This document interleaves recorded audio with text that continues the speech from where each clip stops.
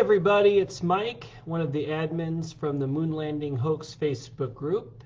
And today I want to talk about a particular Apollo photo from Apollo 11, Magazine 40, photo number 5903. That's AS11-40-5903.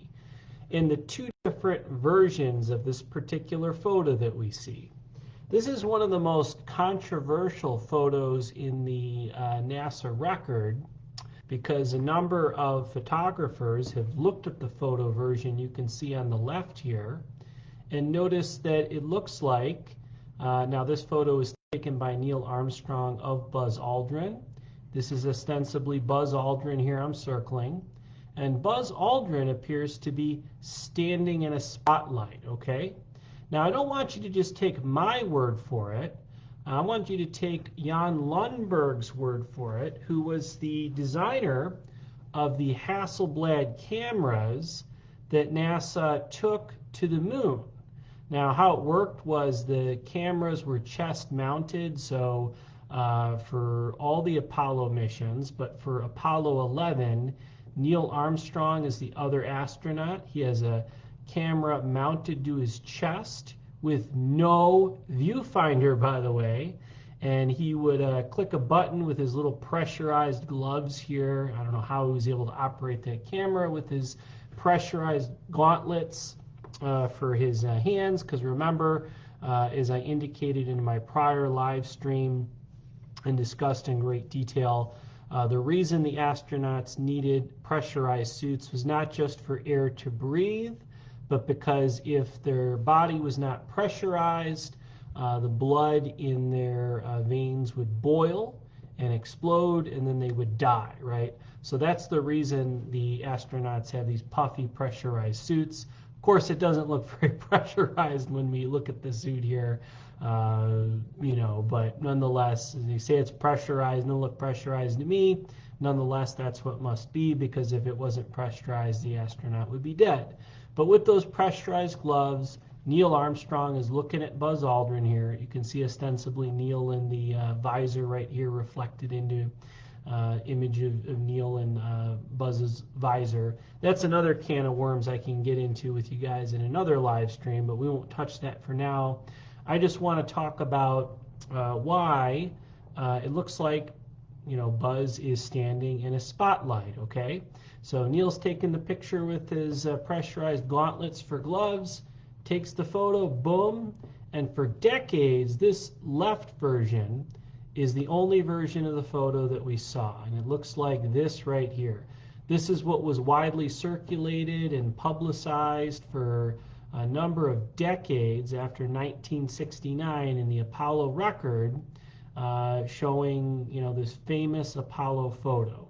Now, why it looks like he's standing in a spotlight is you can see the light around the astronaut here, but because the sun is 90 million miles away and it's 1,000 times bigger, more than that, than the Earth, well, it's going to completely encompass all of the areas on the moon with its brightness, if you will, as rays of light. So I'm circling over here, the background should be just as light as the foreground. And it looks like a light is shining directly on Buzz Aldrin here, which would be evidence that Buzz is standing in a spotlight in the studio, which is where this was filmed. Obviously, we've got numerous other examples of fraud in the Apollo record. This is just one of them. I'm only focusing on one or two of them at a time. But there was a documentary back in 2001, okay, and it's published on the allis.com website. It's called What Happened on the Moon. It was based on a book published, written, I should say, by Mary Bennett and David Percy, called Dark Moon. Then a year later or so, they published it. 2 years later, 1999, they published Dark Moon. 2000, 2001, right before Bart Sabrell's famous documentary, A Funny Thing Happened on the Way to the Moon, this renaissance of evidence of moon hoax fakery in the early 2000s, 2000 and 2001 is when these films were published. This is copyright 2001 Awless Films. Well, I'll put you a little clip that we've snipped from this documentary from where they interviewed Jan Lundberg. Jan Lundberg was the project director for Hasselblad for the cameras, and I'll just let you listen to him speak for yourself. So let's go through it. Hasselblad in Sweden was the NASA-appointed manufacturer of a camera capable of functioning on the lunar surface, and Jan Lundberg was the project engineer responsible for building the camera. Originally, NASA made all the alterations themselves. Then they presented what they had done to us and asked, can you do this? And we said, yes, we can, and we can do it better. So after that, we put up a technical specification, which was approved by NASA, and then all the alterations were made in our factory. Aldrin cannot be standing in natural sunlight in this image because the surface around him is not evenly lit, as would be the case with light from the sun. This scene is obviously lit with uneven artificial lighting. The prime source of light is over Aldrin's left shoulder. The light is emanating from this direction. We know this is so because we can see what photographers call fall-off in the top left, the top right, and the left foreground.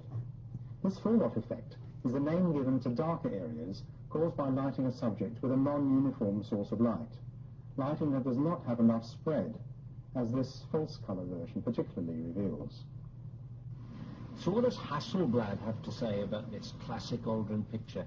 Does it look to Jan Lundberg as though the subject was lit? Yes, it seems like he's standing in the spotlight. And I can't explain that. That escapes me. Why? So maybe you'll have to find Armstrong and ask him. Well, isn't that fascinating, right?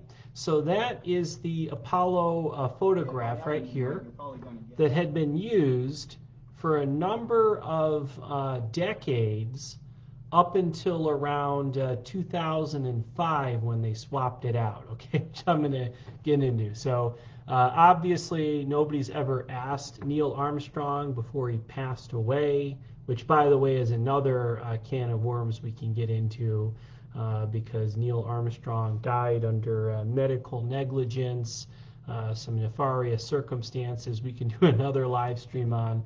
But for now, I just want to focus on this particular photo here. Well, here is the new version of it. Look at that. Suddenly, they replaced the version. Look how different is old one, new one. Notice how they brightened up the background.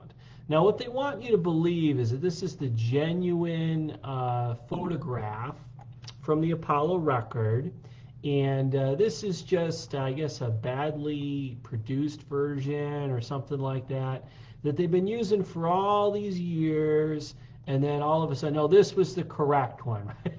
So when this started getting around with the internet sleuths in the early 2000s, the big renaissance of detection of all the Apollo fakery, all these documentaries coming out, you know, Bart Sabrell's, you can look up a great one we have listed on our Facebook group. I can link to you at the end and show you a funny thing happened on the way to the moon and then what happened on the moon. Two great documentaries, by the way. They don't get everything right in those documentaries, but they get most things correct. And, you know, one of the things is this particular photo here, which I find fascinating. They suddenly found this brightened up version. So two things are different. Notice how the top is cropped out, right? Well, why does that matter? Well, when we look at the Apollo record, photo number AS11-40-5903. So remember, these are taken in sequence, at least ostensibly. So you have 5902, then 5903. 5903 is this version, which I don't know if you want to buy it or not, but they're telling you that this is the new version, or the, you know, this was always the correct version. This is just a wrong version, I guess they had for decades. And this was the correct version, right? I mean, look at that. Look at the difference between them. Nonetheless, this is the record that is on the Apollo Lunar Surface Journal right now. Before that in the record was this one. Notice the antenna. Now, Neil's the only one with the camera chest mounted, and he took all the pictures of Buzz, right? So this is Buzz. Buzz is supposed to have an antenna on his backpack, ostensibly, so he could radio back to Earth, and he could communicate with everybody. I guess that's what that was for. But notice in the official photo, okay, that it is missing, right? Let me pull it up here.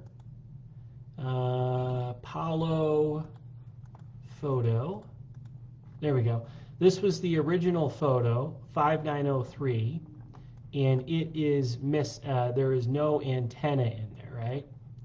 So the question becomes, why is this cropped out?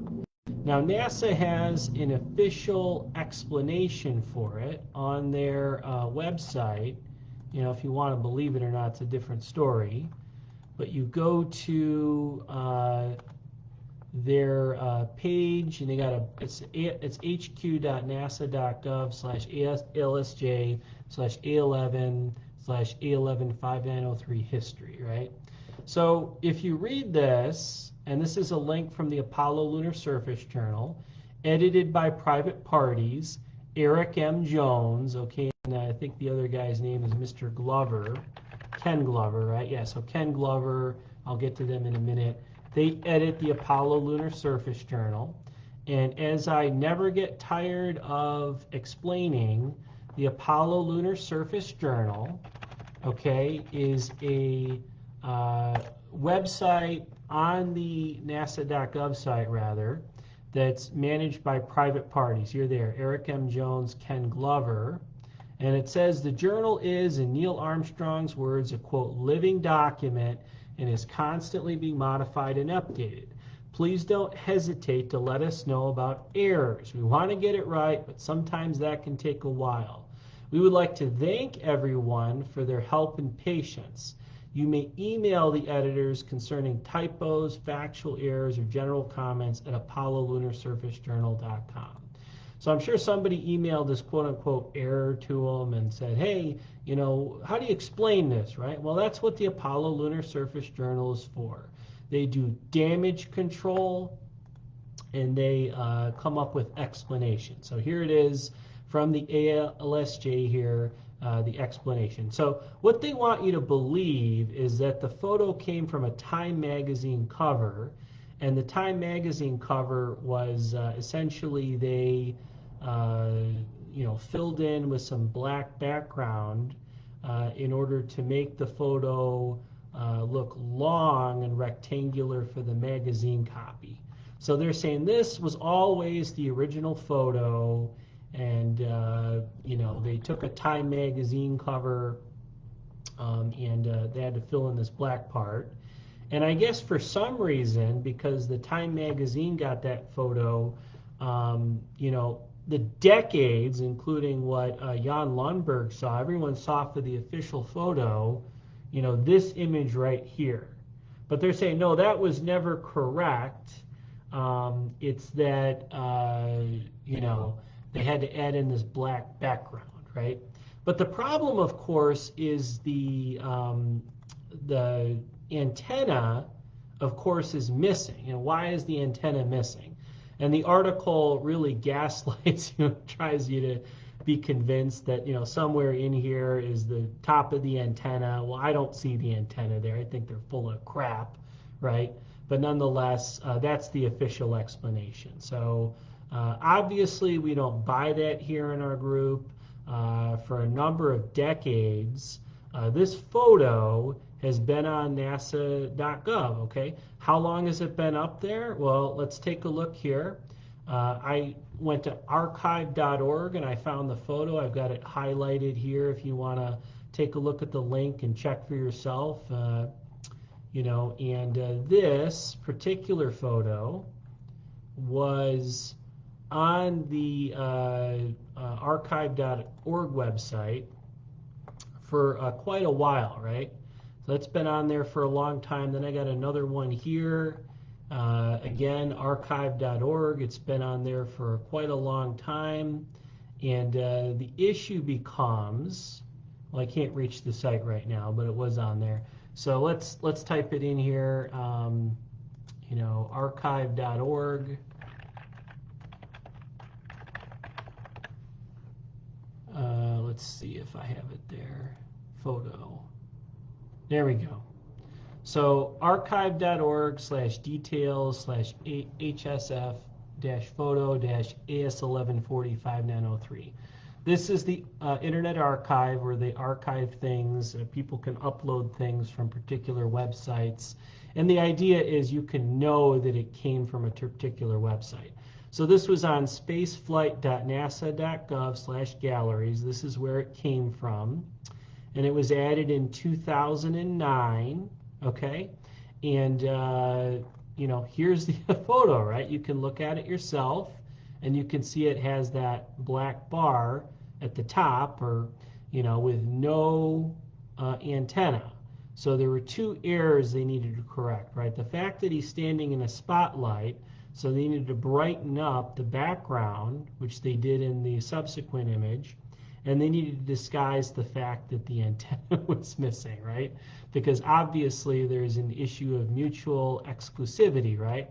You can't have one photo with Aldrin with an antenna and another photo where they forgot to put its antenna. So what they did is they cut off the top of the photo in order to hide that. Anyway, I thought you guys might find this interesting. I'll do a follow-up live stream on some of the other Apollo photography and issues in that too. But you know, you guys are welcome to come to your own conclusions. Do you buy the explanation in the Apollo Lunar Surface Journal that you know, this was always just something they used for a Time magazine cover, and for some reason that Time magazine cover shot and edit became part of the Apollo record, and then for up until even 2009, it was still part of the Apollo record, right? And then they kept using that particular photo, and then all of a sudden in 2005 they changed it to what you see right here. I'll let you decide what you want to decide on that. Anyway, guys, have a great day, and I'll see you in the next live stream. Bye-bye.